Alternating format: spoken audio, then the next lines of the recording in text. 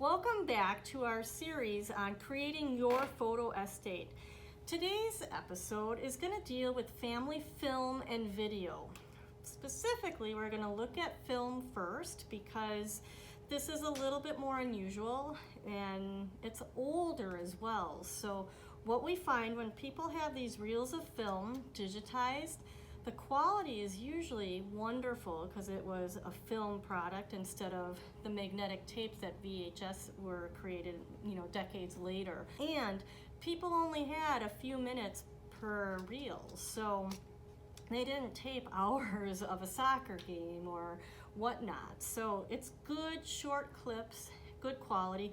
Most of it has no sound, and the images are of life in a day where most of us never witnessed. And it's wonderful to see these scenes from the past, people dressed up to go anywhere, and I love it. Usually providers charge by the foot. So this 3-inch reel contains 50 feet. I have these organized by year. So when you organize them, that tells the provider what order to digitize them in, and then it will make sense when you're looking at your files later. So we've got 60s, 67 through 69 and undated. Now when I unpacked these, bonus, someone in this family actually numbered them. So we have 4, 5, 6, here's 11 through 18, I think, and these two undated, no markings, so we put those at the end.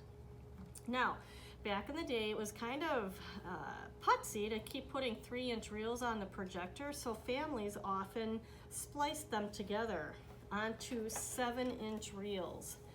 Now, 3 inches equals 50 feet, 7 inches equals 400 feet. This is a half an hour or more of footage, and it's gonna be digitized as one file. Often when you open it up, there will be markings right on the reel to tell you how many feet you have. And again, usually providers charge by the foot, so you wanna know how many feet you're working with. All right, let's cover that back up. So we have 6, 7-inch reels, and then the whole bunch of the 3-inch reels here. Now, how do they come back to you? Well, in the past, people actually sent their film back and had them digitized onto VHS tapes. And it's so sad because a ton of quality was lost from the film footage to the VHS tape, which then deteriorated over many years.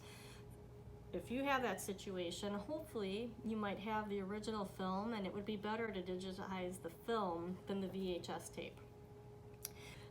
These days, often providers will give people the option to get them back on DVDs, the files, or they'll get digital files back on an external hard drive. This is an external hard drive, or a jump drive. And that's what we recommend, to have a digital file for each reel of film. This way you have the full file, full size. It's editable, meaning you can splice it together in your movie editing programs if you wanted, and you can easily copy and share it.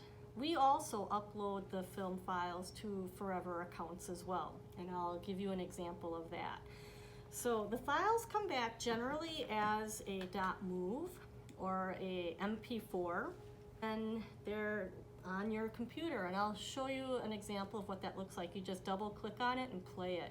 Sometimes people have the digital files put on a thumb drive, and you can plug it into the USB port on your TV and play it that way. So much fun.